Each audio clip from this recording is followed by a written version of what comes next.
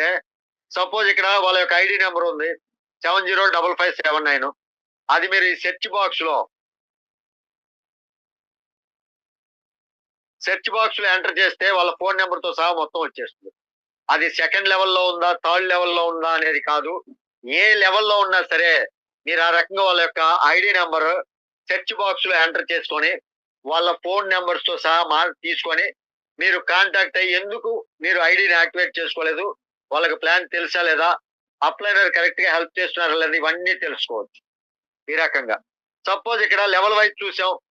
Rank vice అంటే మీ కింద ఏ ర్యాంకులు ఎక్కువున్నాయి? బ్రాంజ్ ర్యాంక్ వాళ్ళు ఎంతమందున్నారు? సిల్వర్‌లో ఎంతమందున్నారు? డైమండ్‌లో ఎంతమందున్నారు?